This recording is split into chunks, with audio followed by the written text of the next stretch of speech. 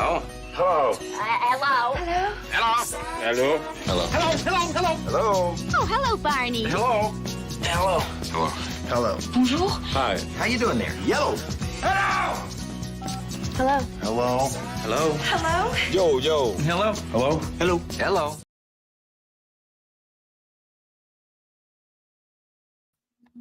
Well, hello there. Welcome to Customer Experience Tales from the Trenches.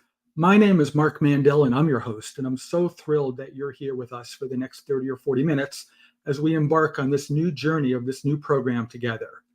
Thank you for coming on the journey with us. It's going to be a fun time. While we're together here, I thought I would introduce the show, myself, and then get right into the heart of the material. By way of introduction, as I said, I'm Mark Mandel, and I'm privileged to be your host today and in the future. For those that may not know me personally, I thought I would take a moment just to introduce myself to you so you know who I am. I've been a customer experience guy for, 25 or more years now. And, there's no professional work I'd rather do than help companies think differently about their customers. I've done it repeatedly and taken part in some amazing transformations over the years with some really cool, great brands. And the work is just awesome fun. When I'm not helping companies and their customers, I want to tell you more about me personally. I live here in Raleigh, North Carolina, although I'm a New Yorker by upcoming. My wife and I moved to North Carolina about 10 years ago out of New York, where we got kind of wintered out up there and said, let's move down south where life is better. Love it down here. One of the benefits of being in the Raleigh, North Carolina area is we get to go to some amazing Durham Bulls minor league baseball games. I love the Durham Bulls. I love minor league baseball. It's so much fun. From a customer experience or fan experience standpoint, it's tops. You can't do better than the fun minor league baseball games that we've seen over the years. If you've not been to one of those minor league baseball games, I'm sure there's one somewhere near home for you. Go check it out. You could thank me later. When I'm not at baseball games, I'm a baseball card collector nerd.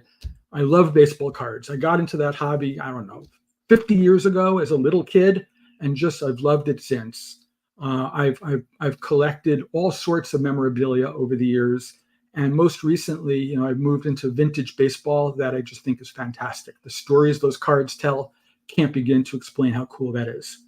In fact, as a hobbyist, next week I'm going to Cleveland, Ohio for almost a week to get together with 80 or 90,000 other of my closest card collector friends to buy, sell, and trade cards with one another. I'm pretty excited about that. That's going to be a fun week. Well, enough about me. Let me tell you a little bit more about the show, Customer Experience Tales from the Trenches. We're trying to build a very practical show each and every month here where we'll get together and talk about some real-world, high-impact ideas in customer experience. We're not going to sit here and talk about why customer experience matters or what is Net Promoter Score. No, we're going to put those things long in the rearview mirror. Those things are just so fundamental and so basic and not something that's new or exciting. I want to focus on new stuff, high impact stuff, things that other people may not even be talking about yet, and share that with you as we progress on this journey month in and month out together. It's going to be a great time. Every show is going to be broken down to 4 or 5, we'll call them chapters, maybe sections.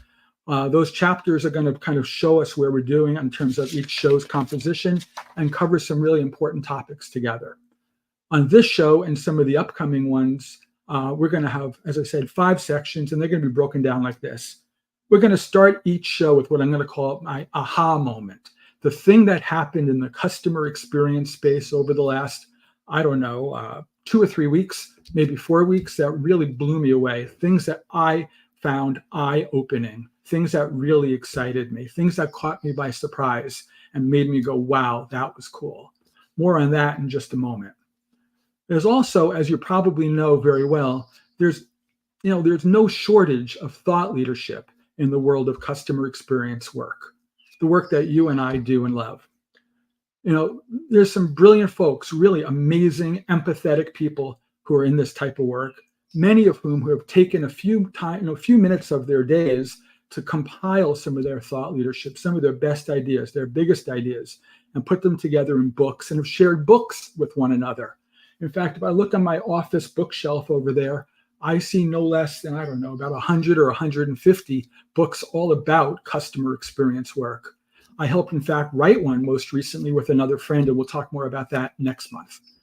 One of the things I thought on the topic of books that might be fun to do here on our show is to do a little bit of a book club each month, where we take 1 or 2 books that I think were really groundbreaking books, big books on the area of customer experience management, books that make a difference, and share them with you in like a little book report to tell you things I liked and didn't like about those books.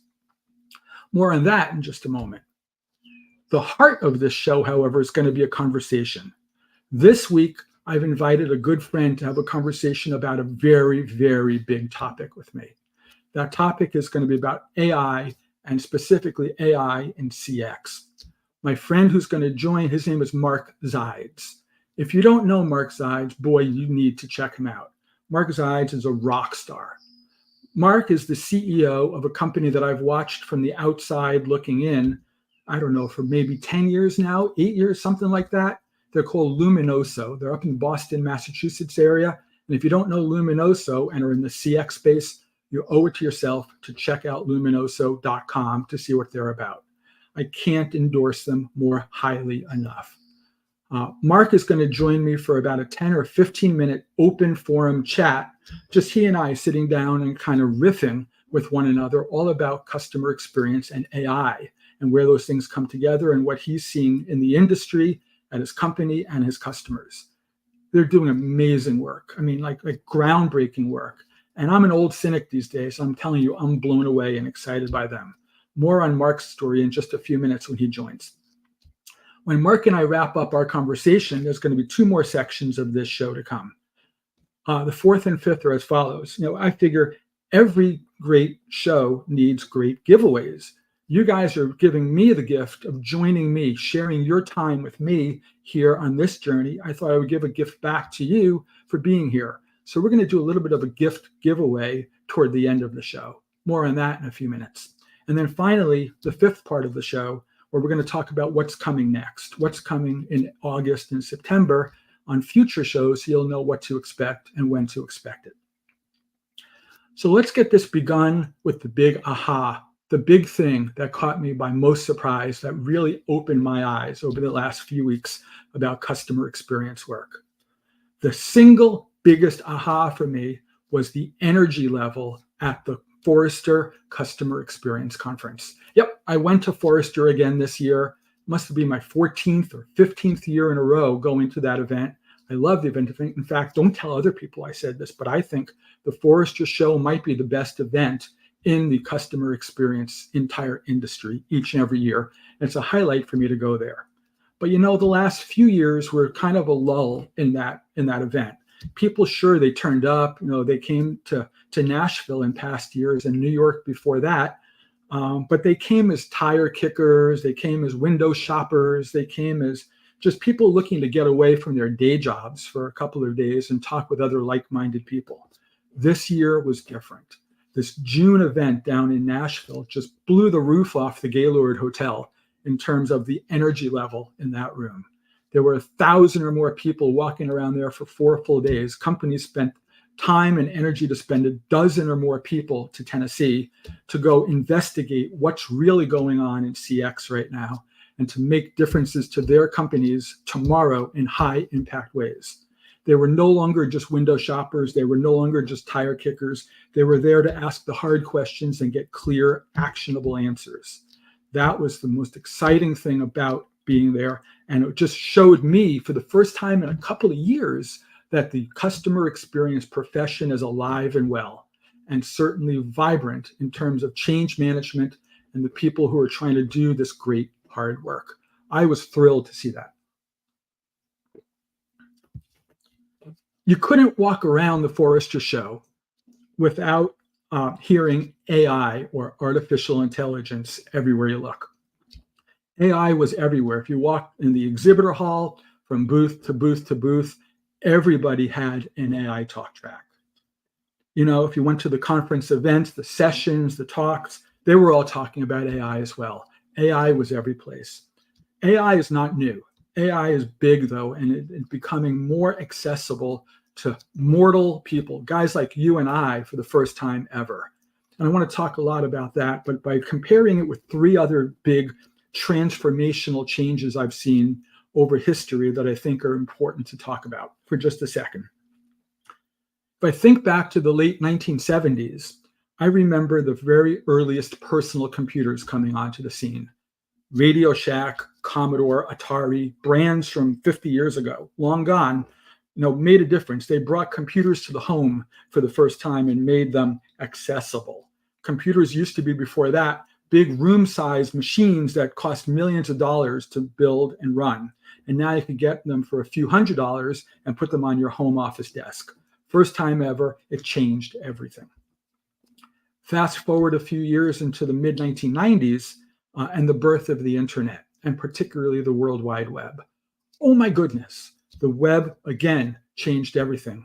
The internet wasn't new when the web happened in the 90s. It was around for maybe 10 years, but the web and companies like AOL and Netscape and others, again, made this complex, esoteric thing accessible to mere mortal folks. It changed everything once again. And then the third wave I'll talk about briefly here was in 2007, when Apple came along and introduced the computer in your pocket, the iPhone, where they took the idea of a computer, an internet device, and a phone, mashed them together, and put it in a 4-inch device that I could carry with me everywhere that I go. And boy, oh boy, that computer in my pocket, that iPhone, once again, made the world accessible to me and changed everything. I think we are at the precipice of that happening again with the availability of AI. Again, I said a few minutes ago, AI is not new. AI has been around for 50 years now, maybe more, but it was largely esoteric, largely scientific, largely academic, and now it's becoming available to companies who really want to leverage AI in thoughtful, cool, impactful ways. I mentioned Mark Zides and Luminoso a few minutes ago. They are doing absolutely groundbreaking work in this space. I think they are a fantastic example of a what to do example, or a positive impact example on things happening in that intersection, again, of CX and AI.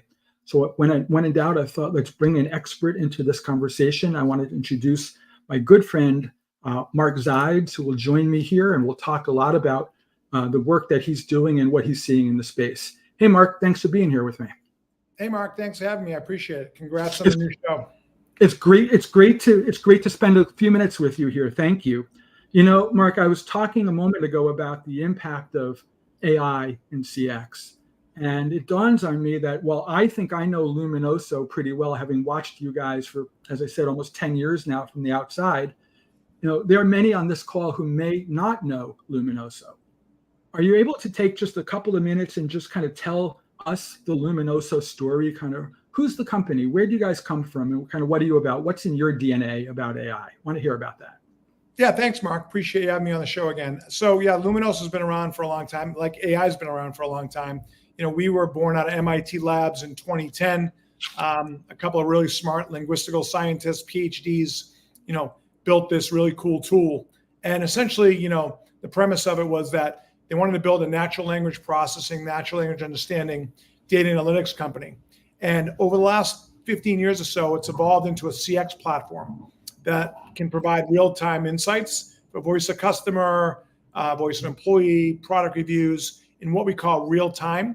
Our customers love us, and we've evolved into a really powerful SaaS product for many types of companies. Our technology enables organizations to analyze large volumes of text data from sources like customer feedback, social media, surveys, reviews, where we extract valuable insights to inform decision-making processes for those people to make, better strategic decisions. So, the AI platform utilizes advanced machine learning algorithms to understand the meaning and sentiment behind the text data in multiple languages, 14 languages to be exact. And this enables our business users to uncover trends and identify patterns, summaries, and extract actionable insights from textual information to make better business decisions than more traditional methods. That's kind of what we do in a nutshell. That's fantastic. It sounds like there's a lot of good science behind the platform, which is better than a lot of companies who seem to be more smoke and mirrors. You guys have kind of rigorous science, and that makes all the difference, I think, for you guys. It's also clear to me, Mark, that while you're the CEO there, you only have been there for about a year. You came in from the outside to take over the shop and to help drive the business forward. I'm curious, as an outsider coming into an established company to help lead and run that company, what attracted you to Luminoso? What was the opportunity that you saw that you said, boy, I want to be attached to this group of folks and doing this type of work? Yeah, so obviously AI is the biggest market, transformational, changing, technology that's going on in the marketplace. So from the last business that I was fortunate enough to successfully exit, I was looking around at opportunities, and this one came up, and it was an entrepreneurial opportunity to build upon a great technology that had world-class clients and an awesome team. So the company had not been really focused, last couple of years around its core strengths and, really their go-to-market. So I believe with my background, my sales, my networking strengths, we could all come together and build, an AI-powered, company together. So that was really both a challenge and an opportunity that I saw. And, it's been about 14 months and I'm having a great time. That's fantastic. I'm thinking a lot about AI. And as I said, having been at Forrester and other events recently, AI is everywhere. But I think AI means, in my opinion, at least, different things to different people. And it's interesting to see, they're almost like whatever the opposite of guilt by association is, people want the associative benefits of the terms AI, because they think if I'm an AI company, I'm going to get a certain amount of cool factor. And if I get that kind of cool factor, I get whether it be additional investment money or more customers or more market opportunities. And it's interesting that different things mean different people. From my standpoint, I've been around kind of the text analytics part, like you're part of the AI sphere for years with different companies that I've either been part of or have been partnered with. And, many of those companies really, they've packaged themselves as AI, but they're not. I'm not going to sit here and point fingers and name names, but I could say in certainty that the reality is that a lot of these companies employ a little bit more than just lists of keywords and phrases that get wired into your software, and in many ways just simply watch for those things like search, and when they happen, they trigger some kind of notification or event. So imagine if somebody said lawsuit in a piece of customer feedback, it gets tagged as legal because the word lawsuit was there. But that's the extent of the intelligence. My sense is that, without getting into all the geeky stuff, because there's other conversations about where we can take that, I'm curious, and you guys take it a lot further. You guys have, as you said earlier, built this really sophisticated language model, this linguistic model that allows your platform to learn the spoken or written words the way we learn as humans and how we interpret information. You guys take it a lot further, and I think that makes, in my opinion at least, all the difference. But I could tell you there's a lot of posers out there. I could tell you there's a lot of people who said, yeah, we're AI because they have a vested interest in saying they're AI, when in fact, who knows what they really are. But I wanted to make sure to point out that you guys have a very different story. From my standpoint, you guys are doing great work and you have some amazing customers out there. I'd love just if you can take us on just a journey for just a moment, Mark, and tell us about one of your favorite stories, one of your favorite customers, something that comes to mind that you said, boy, that turned out to be a home run. That turned out to be better than expected for us and for the client. Is there a story that you can share without breaking confidentiality agreements along the way?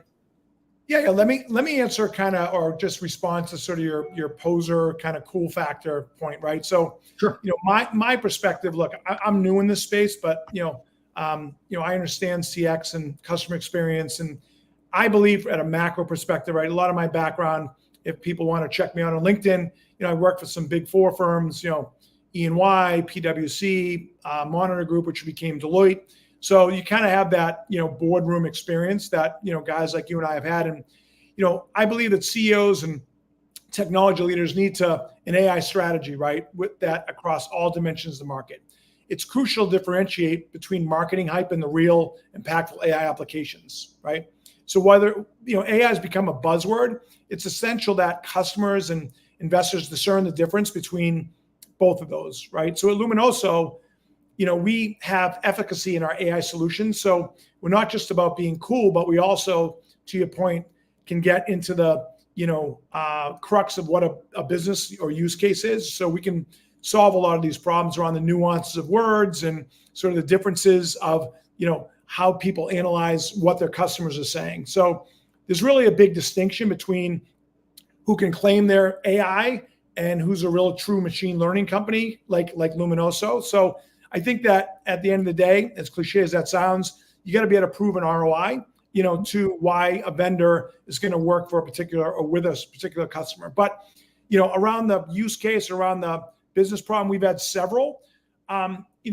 We've done some NPS work, right, where we can actually demonstrate that if we take CSAT scores, for example, from a customer and ingest it into our tool, we can actually see the movement of NPS, even if it's a little, it's measurable, right? So if NPS improves, we can show an ROI, to a company. So we've done that for a couple of, healthcare technology companies. We've also, I think our biggest claim to fame is time to insights. So a lot of times when all this data comes in, whether it's survey data or product reviews, it just takes a lot of time to synthesize the data. Well, our technology is really easy to use, right? So, it's simple. And, the data comes in. If you're a data analyst, you're a data scientist, you're a business user, it's easy to kind of bring all that together, move it into our dashboard, and then use our ChatGPT assistant, which we call Helios, to prompt it to say, give me the top 3 things I should do as a marketing analyst or as a CMO to actually enable or improve our product marketing or our product in the marketplace. So we've done that in the CX space from a standpoint of listening to what customers are saying about a product.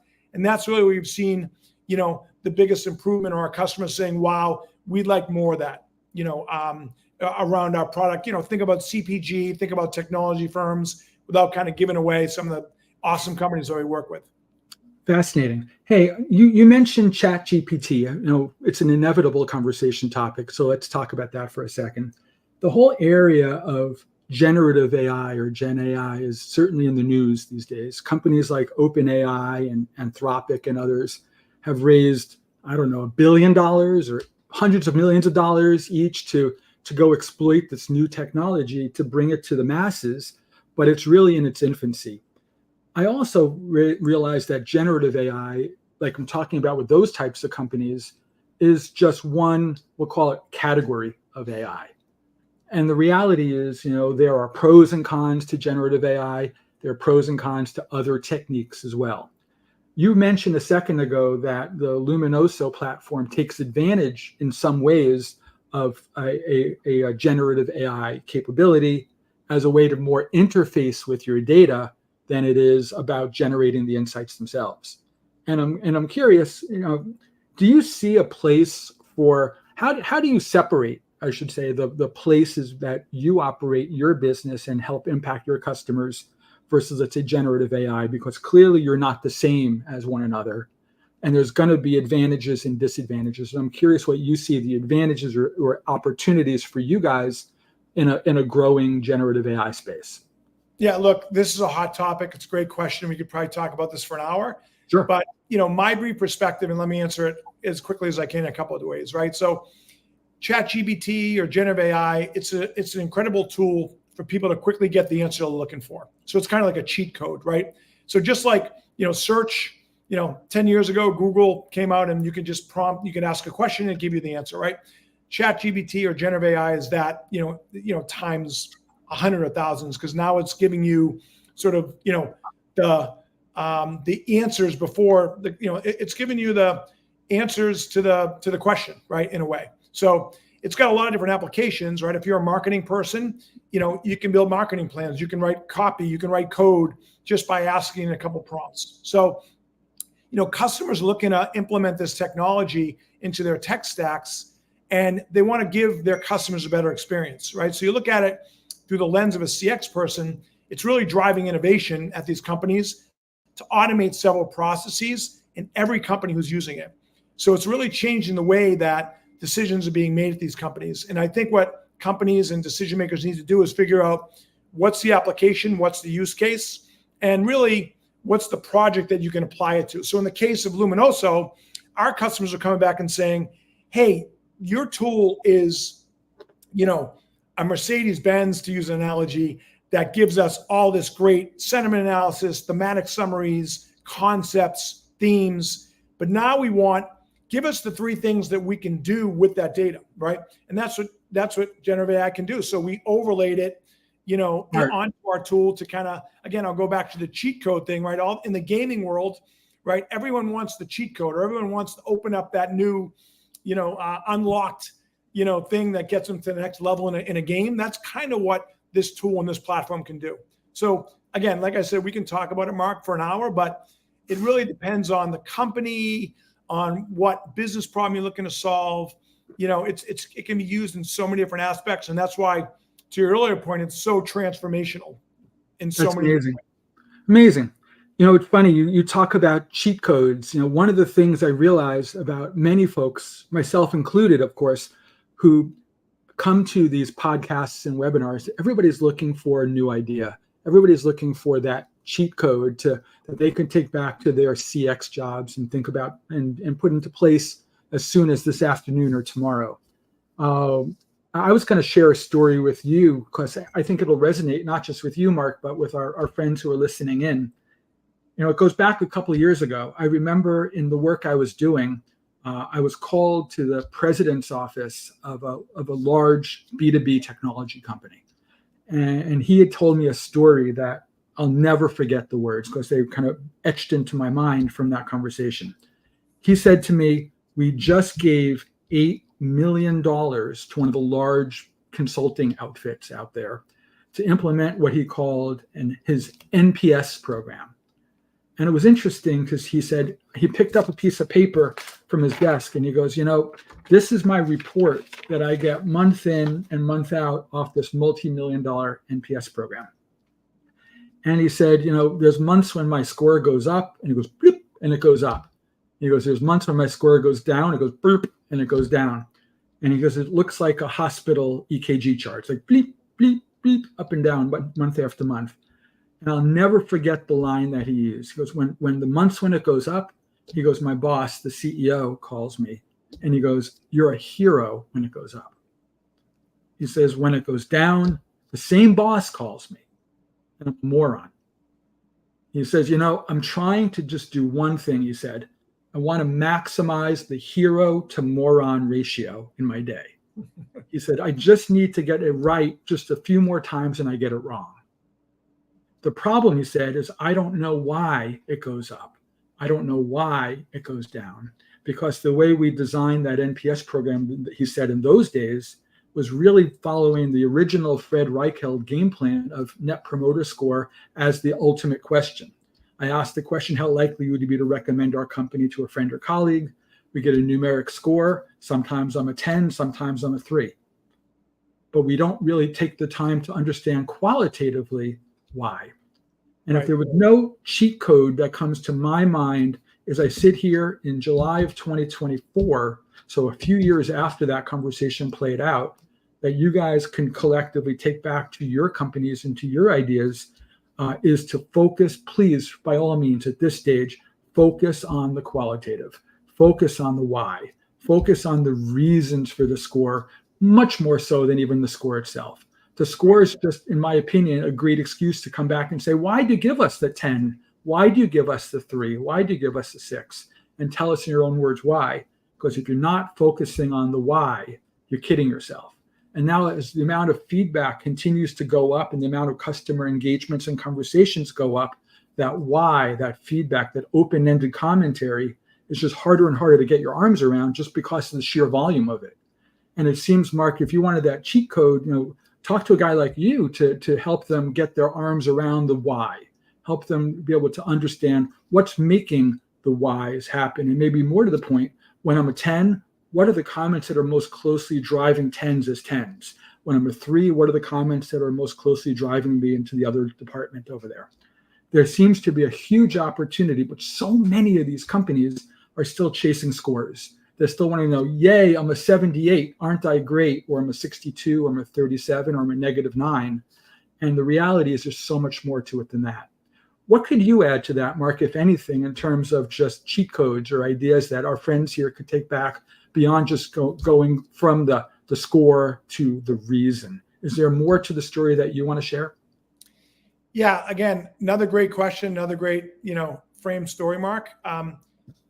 We could probably have a whole other podcast on that topic alone. But what I would say is, there's so much unstructured text data in the world. 80% of all data is unstructured, right? And it's just growing exponentially every year. So for companies that want to get a better understanding of, how to measure results or how to measure what their customers are saying, you really need to have a platform or tool or process on how to measure, the inputs or the data coming in, right? Whether it's through social channels, through, product feedback, through, secondary research, like whatever, surveys, like however the it comes in. I don't have a cheat code. If I had that magical, wand, as I say, I'd probably be long retired by now.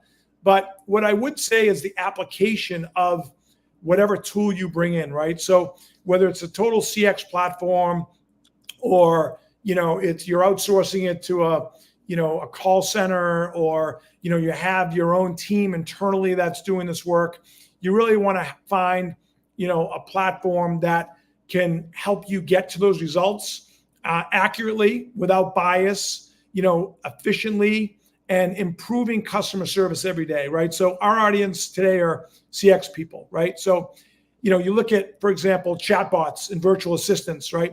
Those tools can provide 24/7 support, enhancing customer satisfaction, right? But how do you measure that? You have to have the tool in place to be able to measure or take those software tools and be able to measure it and quantify it. Like you said, you got to be able to quantify these results, right? So, again, if it's target marketing, if it's querying, if it's whatever sort of dimensions that are put into place from implementing this type of solution, you want to have those KPIs all set up. So that story you told, where that person, the CEO says, well, wait a minute, 1 month you're here and the next month you're down here. If you set it up properly and you map it to what the goals of the organization are, that's where you're going to drive the results. So I don't know if that answers your question. I don't have the cheat code in my hip pocket, but you want to work with smart guys like you or a consulting firm that can, certainly map out sort of what a tool or what a technology will do. And, the one thing I'll say about Luminoso is we can do that, right? Because we're just the plug and play engine that can go into any type of survey tool or existing tech stack and can empower, I'll say, the CX experience. So that's what's kind of cool working with us, is to, enable those results and customer experiences. I think I can't recall if it was the Forrester analysts who wrote about this or the Gartner or one of the other analyst firms that covered this, but they took the world of AI and they kind of subdivided it at least into two buckets. And they talk about employee-facing AI and customer-facing AI. And as far as I could tell, both are alive and kicking, but I could tell you that opening up AI as a primary contact channel for your customers externally is full of risks. I could tell you that you hear story after story. Some of them are newsworthy. Some of them involve litigation, all sorts of terrible things happening between some of the biggest brands who said, you know what, we could get these AI tools and we could knock out our call center. And we could, instead of having, 500 thoughtful representatives taking phone calls, we'd do pennies on the dollar. We'll just let AI handle that and we'll be all done. I personally ran into a problem with that myself, and it was just a week or so ago. I'm a car guy and I'm a Tesla guy. And I could tell you that I had leased a Tesla 3 years ago, and with all leases, leases come to an end and you have to go turn it back in and get a different car. And I turned in my Tesla at the end of the lease. Everything was quiet and normal and everything went fine. And then I started getting invoices from Tesla about the car that wasn't returned and how I still owe them a car, and they, out of the kindness of their hearts, are extending my lease to give me more time with the car that I clearly wasn't ready to give up, although I returned it last month. And I tried to email them. There's no way to email them. I went to their website. There's no contact information on the website. Try finding a phone number for Tesla. I found a phone number. I called them and I got into this crazy AI loop where the AI bot answered the call thoughtfully and intelligently. But when my query, my thing that I was calling about wasn't one of the easy things, it wasn't one of the, hey, when is my payment due or what address should I send it to? But it was, hey, I don't have a car anymore and you're still billing me for this thing. What do I do with that? There was no chance that the AI was going to be able to figure that out. And there was no ability for me to escape this loop. And it just took a bad, frustrating situation and made it that much worse. Because it sounds like the LLM wasn't trained to know your situation, right? So that's what kind of is one of the biggest challenges with this. But go ahead. So didn't mean to interrupt. But it's interesting you talk about that because, from my experience, you mentioned something when you were talking about your own business, about Luminoso a few minutes ago, and you talked about bias in AI. And how in some ways training the model or setting up the language model setup so that it could have anticipated my need would have created bias, because you're in effect programming the AI to say, if somebody talks about lease returns, handle it this way or route it to a representative or do something, right? Don't just put them in a loop. But that creates a kind of this fishing expedition, almost like this pre-wired scenario that says, if this happens, then do this. One of the things I think is a hallmark about real, more advanced AI is that it could kind of figure that out dynamically as it sees the data. In some ways, I'm going to use a loose terminology. It learns. And then as it learns, it gets smarter and better at handling these types of cases over time. But I just share the Tesla story because, from a customer experience perspective, I was miserable. These bills started coming, and after the bills came and there was no way to shut off the invoices, then the threatening text messages started to come. And they said, now they're almost in effect telling me I've stolen their car. And that's gotten even worse. And so I'm not going to go down that path, but my goodness, that was quite the example of, for me, what not to do. And one of the reasons why I don't think AI today is truly ready for prime time externally, facing your customers, replacing human beings with it. I think if we could steal a terminology, maybe Mark, you and I might agree on this, instead of thinking of AI as artificial intelligence, I'm going to steal a term I've read recently called augmented intelligence, where it's sort of this ability to take employees' work and supercharge them. I mean, think about it, like you were saying about even analyzing customer feedback. Sure, the old days we could have just printed it all out and read it, and scored it different ways. And the reality is some people still do that. But the truth is that why would you want to do that? Because that just simply doesn't scale if you could in turn augment that person with the ability to have an AI tool to help them speed through reviewing thousands and thousands of customer pieces of feedback all day long. They could take 12 hours of work and condense it to 5 minutes in some ways. And that's the groundbreak. So, cautionary tale, external deployments, I wouldn't do it right now, at least not broadly. Experiments, knock yourself out. Don't replace primary contact channels with AI. It's not a good place to go. But internally, whether it be helping those same call center agents serve their customers better, whether it be helping analysts learn their way around customer feedback better, or other internal use cases, I think it's the real deal and here to stay. Yeah, let me just comment real quick. So I think knowledge management is a great use case, right? To your point where, if you're a call center rep and you want to get an answer very quickly and you use AI just to kind of, prompt it or bring it right up to you, I think that's an awesome way to kind of enhance, the user experience. You mentioned risks around AI. Look, it's not perfect, right? These LLMs need to get trained and they're constantly getting trained every day, every minute. Data privacy is a challenge in the marketplace, right? With respect to AI, companies are nervous around, well, okay, if you're going to analyze my data, where's it going? Where's it coming from? All that. And then that bleeds into biases, right? Which you and I could probably have a whole, podcast on biases. It's like, a couple of the biggest companies, super hyperscalers out there have had some challenges on, bias, in their LLM models. And, these are designed to avoid, but they can negatively impact customer interactions, right? And then when you talk about AI versus augmented intelligence, I love that because, what it does is you don't want to take out the decision-making process of a human, right? Like humans react, it's a feel, it's, feel the person out, it's read the room, that all goes away with AI, right? If it's straight machine learning. So the emphasis, enhancing human capabilities rather than replacing them is helpful, right? So that knowledge management thing. Empowerment. So AI tools should empower customers and employees by providing additional support, insights, and efficiencies. Like that's where I think AI should be used. And it's got to be balanced, right? So it's got to be, used in the right way and not just taking over, like you said, that experience you had at Tesla. It's got to balance that. So that's my 2 cents. But again, it's certainly changed the game in the last couple of years, and it's only going to, quote unquote, replace. You don't want it to replace humans, although it may in certain companies, because some of the mundane tasks can be replaced with, AI. But I think that you still want the human factor, especially in CX. It's absolutely critical.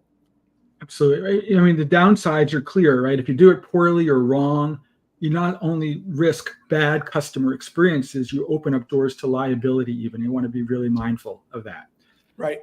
Mark, thank you for hanging out with me here today. I hope you continue to hang out for the rest of this show. We're going to touch on a couple of other topics here before we wrap up our call. I mentioned before this idea of books in a book club. There's 2 books I wanted to take a few minutes and just share a little bit of thoughts about with you.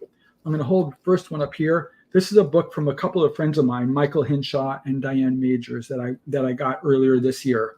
It's called Experience Rules, the Experience Operating System, and 8 Keys to Enable It. I could tell you that I read this book in about 2 sittings, cover to cover, from beginning to end, and it just blew me away.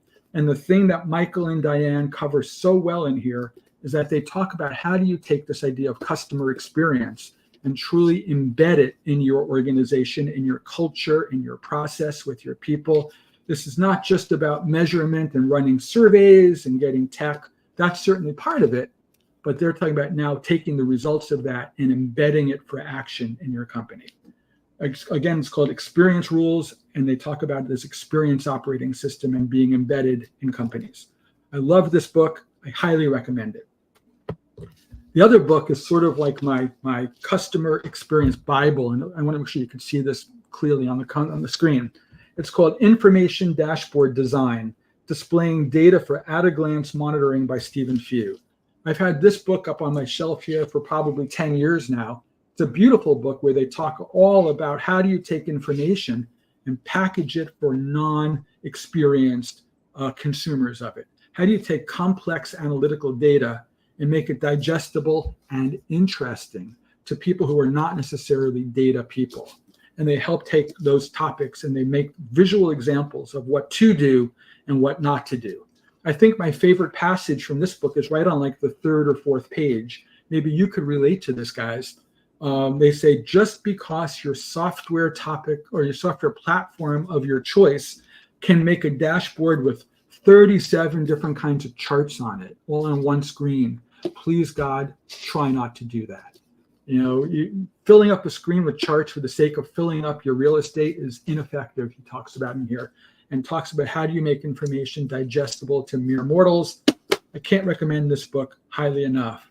These are 2 of my favorite books here. And in fact, what I'd like to do as we talk about the giveaways here is to make these 2 books my giveaway for this month. What I'm going to do is we're going to pick one of you guys at random to give you Michael and Diane's book. I'm going to take one of you guys at random and give you Stephen's book.